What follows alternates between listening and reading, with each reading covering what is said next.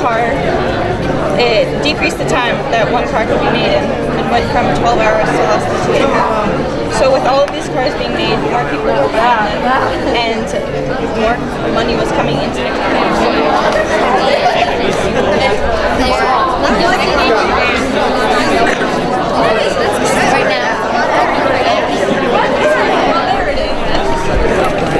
Yeah, Christian.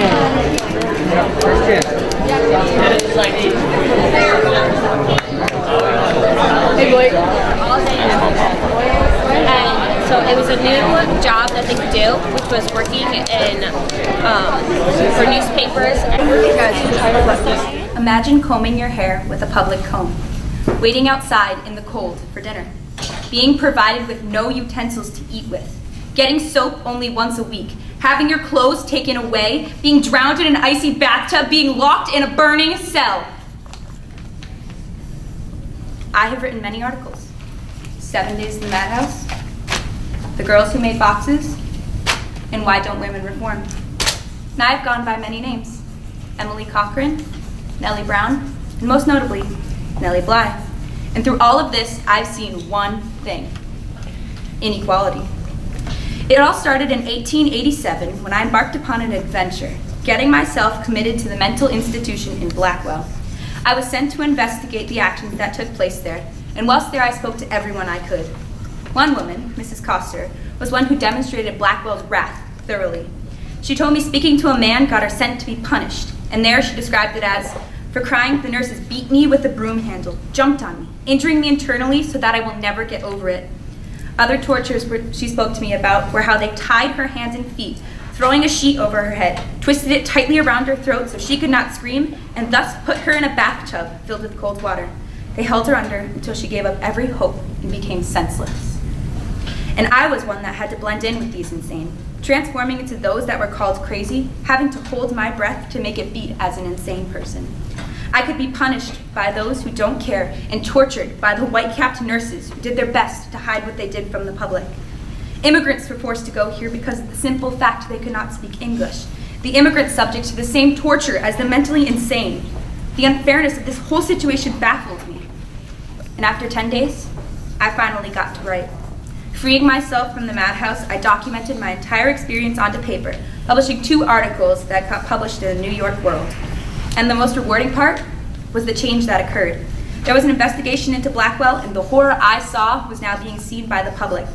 I began to see the power I possessed, the one that helped inequality transform. And I continue to be fueled by writing. I think that this is what we all should be doing. Too many people just sit back and watch what is happening and don't say anything, even when they have the ability to make a change. And I myself have been one to struggle with change. As a woman, I strive to fix inequality, not only because it is unfair, because I know what it feels like. At age 16, I began to see the flaws in society, how inequality affects me. There was an article published in the Pittsburgh Dispatch called "What Girls Are Good For," which labeled women as uneducated housekeepers. We were degraded as humans to be essentially like the crust of the bread. Holds the bread together, but nobody really values it as much. I feel that it is ludicrous that we as women shouldn't have a voice. Why should I not speak out when there is so much injustice in the world? Why should I sit back and let others do the work for me because I am a woman? I could not let this article escape me. I collected all my thoughts into a letter and I sent it to the editor of the newspaper. I inspired him as well. He was able to allow me to become a journalist for his newspaper and give me the outlet I needed to portray my thoughts. This was my first chance to take a stand for women and not just write about fashion or cooking. I was changing opinion and taking a stand. All social groups deserve to have a voice. We shouldn't have unequal treatment because of who we are. Another group I've seen inequality within is working class women. I chose to take a job in this profession as a paper box factory girl, reporting similarly as I did when I was in Blackwell. Here I questioned everyone I saw, learning the sad truth of how abused these girls were. Working 12 to 16-hour days, the girls can make a maximum of $6 a week. Also, I was exposed to the men seeking to take advantage of these poor women, flirting with them and offering places for them to live that were not safe. These conditions also inspired me to write. As fingers hit the typewriter, I knew Take a moment. Think back about your life just 10 years ago. Now tell me, is your life better off now than it was back then? In the 1880s, most Americans lived in substandard homes surrounded by poverty and filth. In just this past decade, America's seen vast increases in the standard of living, along with many ingenious inventions that have benefited your lives. Now I ask you, who aided in these advancements? I surely know that it wasn't any of the peasants that you may find at this fair, most of which are here to merely seek pity and sympathy. No, it was none of them. It was me, John D. Rockefeller, the king of the oil industry and envisionist of the American people. While most laborers make me out to be a greedy, nasty, and ruthless robber baron, I'm actually just like many of you. I came from humble beginnings. In fact, I was born into a large family, and I had to work many hours just to put food on the table. However, I'm here to tell you that you may get wealthier than you can ever imagine in a capitalist nation such as this. I will not lie to you people. Achieving success is not easy. You must be willing to take risks and fight for your share of the pie. I started my career in business by aiding my friend in his food distributing company. That was until 1863 when my idealism led to a massive change in our corporation. At the time before oil, there was no true source of energy to run the machines, locomotives, and automobiles that were becoming a fundamental part of our society. I realized how important oil would be to the future expansion of the nation. Therefore, I was able to convince my partner to ditch the food distribution business in favor of the oil industry, upon which the nation would benefit from us. Upon entering the oil market, it was evident that we had to make our product as cheap as we could in order to not go bankrupt as many other companies had. Striving to keep the price of oil below that of our competitors, we used barrels that my company had made instead of buying ours from others.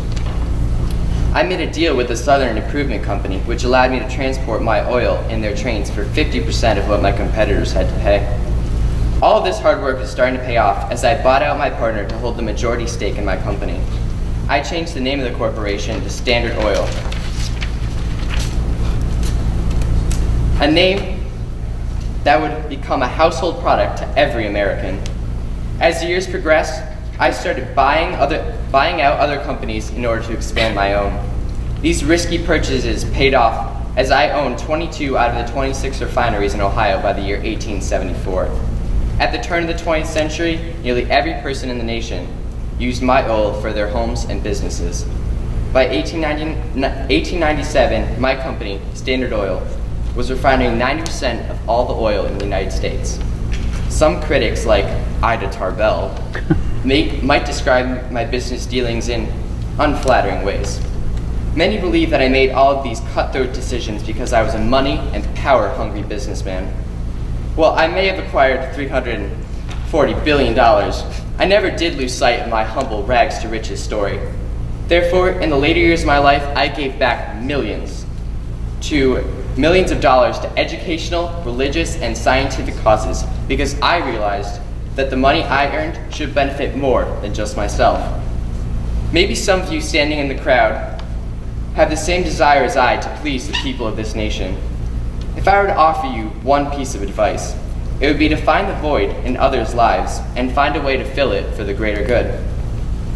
I started this journey with the simple goal of trying to make each and every one of your lives better. So now I ask you, has my hard work paid off? Are you better off than you were just 10 years ago?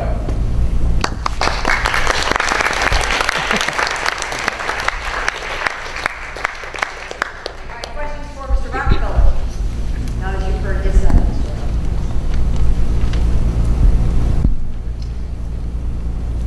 What an inquisitive group. So the government didn't do anything to stop you from controlling 90% of the oil industry? So in the later years of my business, Teddy Roosevelt, along with other members of the government, tried to break up my monopoly with lawsuits. But in the later years, in the late 1900s, the companies, my company, broke into smaller parts and then regained back together to form ExxonMobil that we have today. So all of their hard work really didn't benefit their cause because my oil came back. Anyway. Yeah. Yes, sir.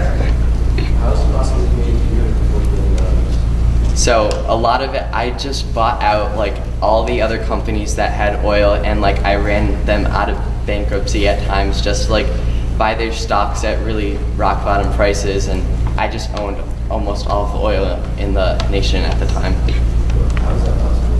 Because like, I don't know, I looked the other day and some guy just got $200 billion. That's the first. So it was a conversion from the time period. It was actually $356 million, but that converts to today's money, $340 billion. Wow. Okay. All right, we got a couple more questions. Ladies and gentlemen, I challenge one of you out here in this audience to challenge me, Annie Oakley, to a sharpshooting contest. If you beat me in the match, I will give you $100 in cash. I will take you on after I talk about my thoughts about life in America in the turn of the 20th century, on how women should be treated fairly and closely to males. Mostly saying women should be earning equal pay as men and carrying guns to protect themselves. Why do I think it's important? Because when I first began shooting, it was for putting food on the table at home for my family. My father had died when I was 6 years old, and when my mother couldn't take care of me anymore, she sent me to an abusive foster family at Dark County Infirmary. I became a servant in some sorts, helping with a baby and chores around the family's farm.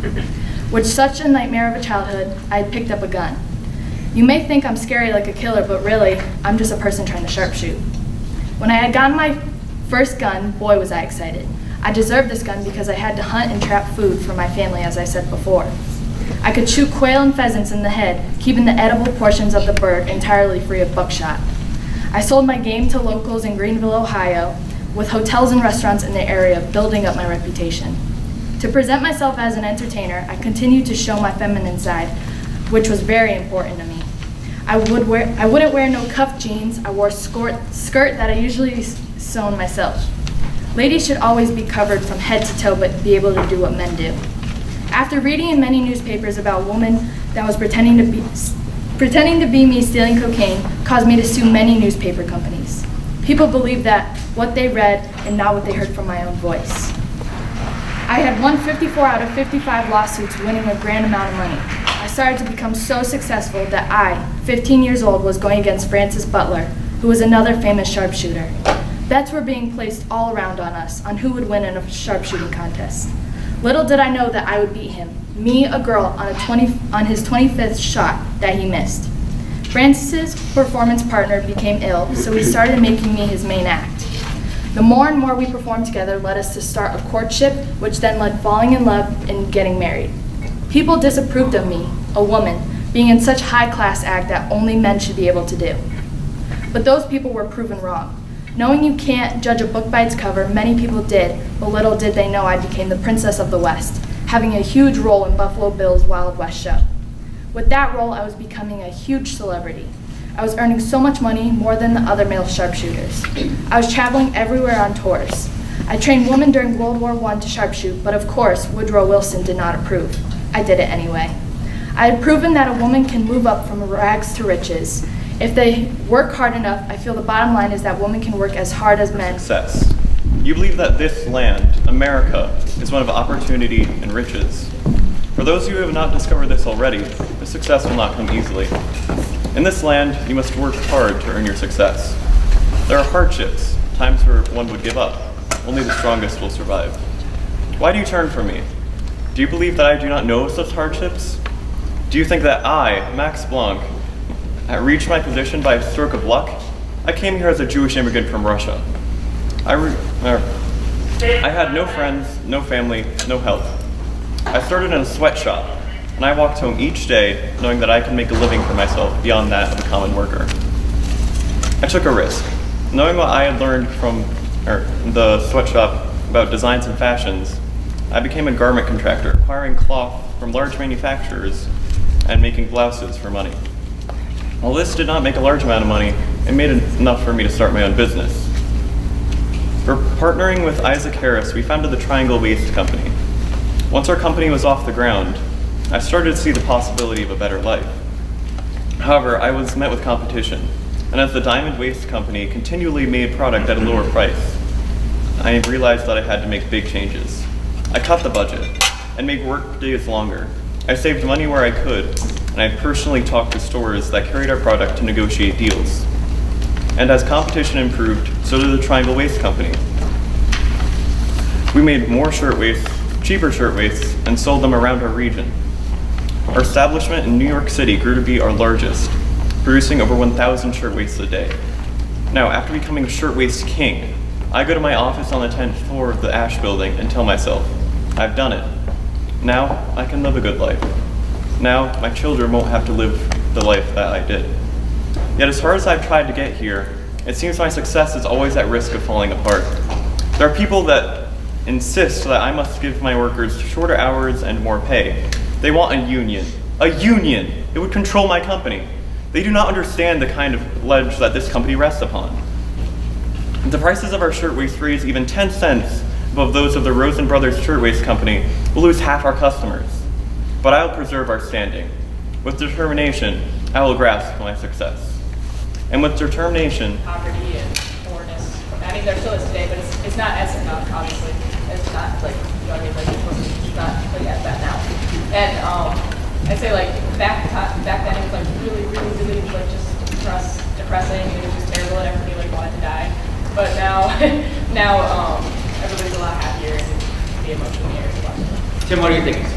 well, I was thinking that there's a lot of difference in the sort of regulations and rules that have been put in place since then. Back then it was all about like competition, who could make the cheapest product and who could make the most product.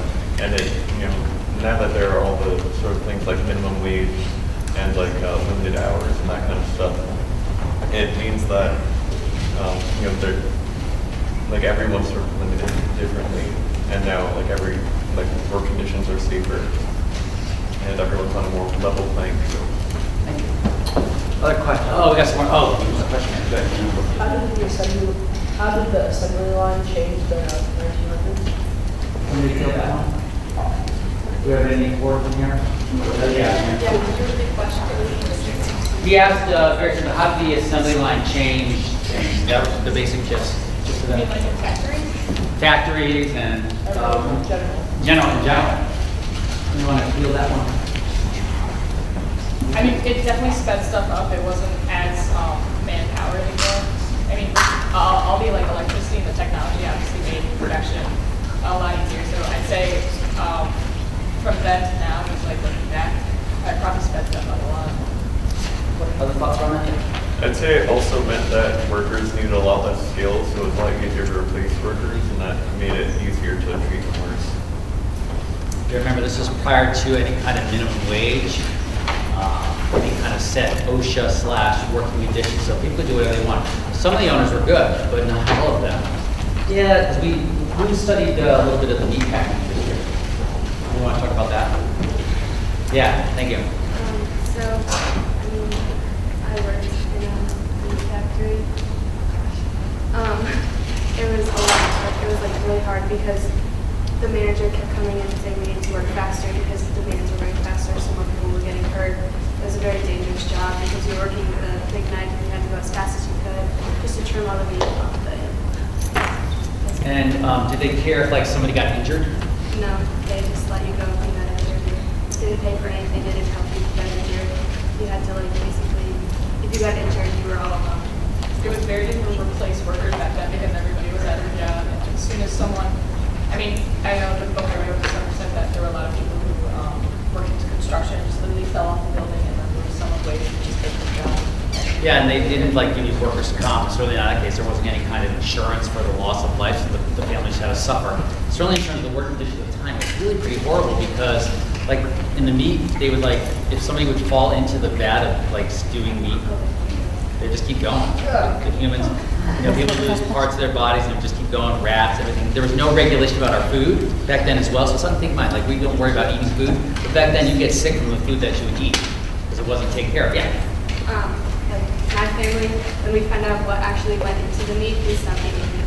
Like it was, we did not want to get sick. Yeah, because what did they put in it? Anything. Yeah. Yeah, thank you. Question. What were some of the things that were in before? Yeah, what are some of the, how were women treated differently back then? Yes, thank you. Women could not be independently wealthy. You would either have to marry a rich man, or if you were a man, you could just be a businessman and like invest in stocks, but women were not as commonly seen doing that, and they also weren't as commonly seen in the workplace. So you'd see men working, but over time the women got more involved, and that's what started the equality. What things could women didn't have a right to do? Yes, They couldn't vote. they couldn't vote at all. Keep that in mind. Turn century women were not voting. Own land. They couldn't own land.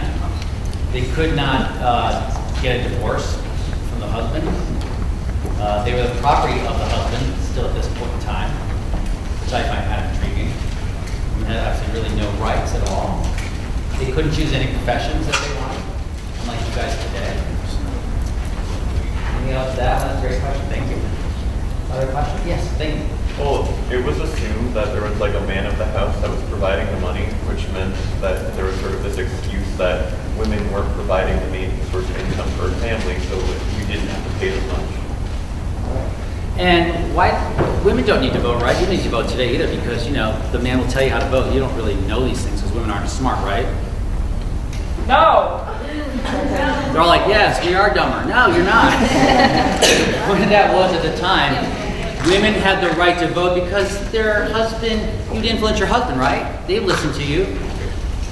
Well, maybe some cases, mostly not probably, so you think about that one. Just a different time, but other questions for this group?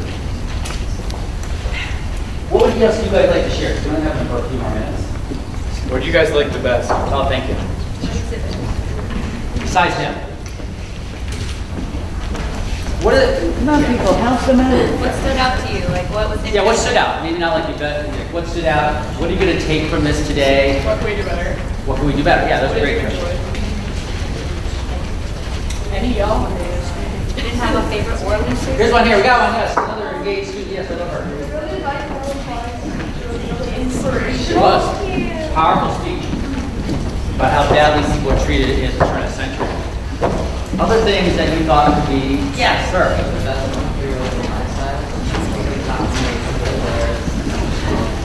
So you learned a lot from it. Thank you, sir. I think we're going to lose our energy now because we only have 2 more. Oh, thank you. Popcorn.